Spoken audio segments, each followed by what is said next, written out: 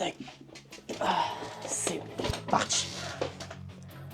Comment est-ce que vous allez? Aujourd'hui on se retrouve pour une toute nouvelle vidéo. Ça fait un moment que j'en ai pas sorti, donc du coup ça fait un peu bizarre comme ça de retrouver devant la caméra. Ça fait bizarre de retourner des vidéos après un petit moment. D'habitude j'avais un rythme où je tournais après une vidéo par semaine, mais ça devenait trop. Puis après le montage, j'essaie d'augmenter au maximum pour que vous derrière votre écran ce soit au mieux possible. Et donc ça commençait à devenir un peu trop dur. Enfin si vous voulez, je suis passé au montage par ordinateur et donc j'essaie de faire un montage beaucoup plus poussé. Bon du coup pour que ce soit mieux pour vous, mais pour moi c'est plus long à faire. Du coup aujourd'hui on se retrouve pour une vidéo qui est toute simple. C'est un format qui marche bien sur YouTube, qui est pas trop dur à faire, qui est plaisant à faire pour moi et à regarder pour vous. Enfin je crois. Il va y avoir 3 histoires vraies, une histoire fausse. Donc vous allez devoir mener l'enquête. C'est parti pour la première histoire.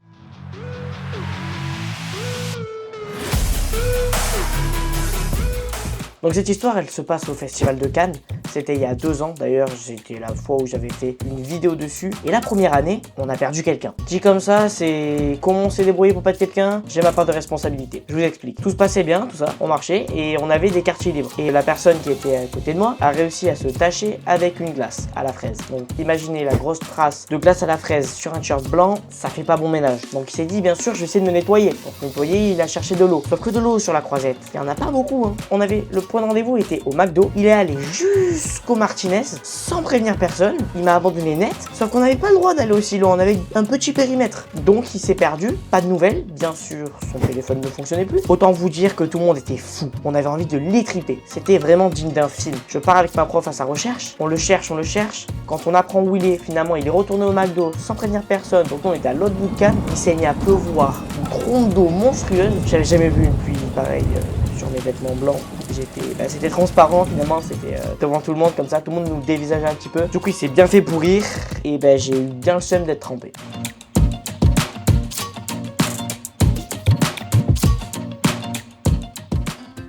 La seconde histoire, elle est assez courte et ça montre à quel point je suis tête en l'air. Mes parents ne sont pas au courant de cette histoire d'ailleurs.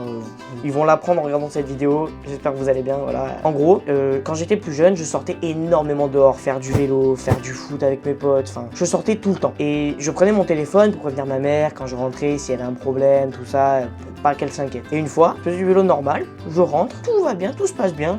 J'ai déjà fait ça des dizaines et des dizaines de fois. Et je me rends compte de rien. Et d'un coup, il y a un pote qui vient et qui sonne, et je le vois, il a mon téléphone à la main. Et là, je tombe la face. À quel moment il pourrait avoir mon téléphone alors que je suis censé être chez moi, ou mon téléphone est censé être dans ma chambre? J'avais fait tomber mon téléphone. Ça faisait bien 15 minutes que le téléphone était tombé par terre. Il est passé là, je ne sais pas par quel miracle, et il me l'a ramené. Donc vraiment, j'ai eu une chance incroyable, parce que heureusement c'est pas trop fréquenté. J'aurais perdu mon téléphone par Paris par exemple, mon téléphone j'aurais juste plus quoi. Et donc je le remercie encore aujourd'hui. D'ailleurs si tu regardes cette vidéo, je le remercie parce que grâce à toi j'ai toujours mon téléphone.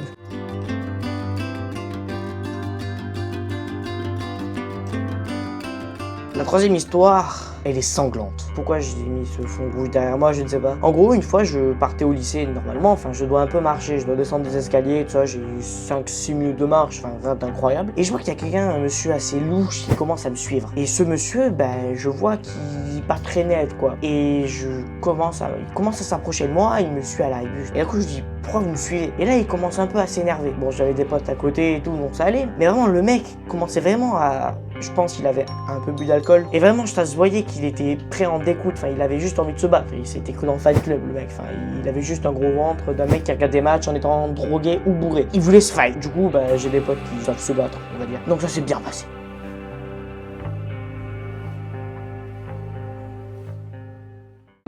Cette histoire, elle se passe quand j'étais encore bébé Maxent. Oui, j'étais encore tout petit, je devais avoir 5-6 ans grand max. Et avec ma famille, chaque année, on allait voir un cirque. C'était le cirque de la famille Grus. Je sais pas si vous connaissez, il y a une image qui s'affiche devant vous. Et donc en fait, il y avait un immense espace. Et donc bien sûr, quand t'es petit, tes parents te disent, tu me tiens bien la main, quand il y a du monde, tu t'éloignes pas, tout ça. J'ai pas bien écouté ce jour-là. Ça fait 2 fois que j'écoute pas beaucoup dans ma vie, voilà. Et donc je me suis perdu. Cette fois-ci, c'est pas moi qui perds mon pote, c'est moi qui me perds. Imaginez bien l'état de mes parents quand ils voient qu'il y a un monde monstrueux, qu'ils ont perdu leur enfant, qui est en bas âge, ils ont assez stressé. Et il y a un truc qu'il faut savoir, c'est que moi, j'avais la phobie des clowns. Et pourtant, j'avais pas vu le film Ça ni rien. J'avais la phobie des clowns. Comme plein de petits qui ont peur des loups, moi j'ai peur des clowns. Faut pas chercher à comprendre plus loin. Et devinez qui c'est qui m'a retrouvé? Un clown. Vous êtes vraiment trop. Donc imaginez-moi, 5 ans, à côté d'un clown, en ayant perdu mes parents. Je peux vous dire que j'étais pas très rassuré, hein. Comme tout petit qui a peur de quelque chose et que cette chose est à côté de toi. Ça se comprend d'ailleurs.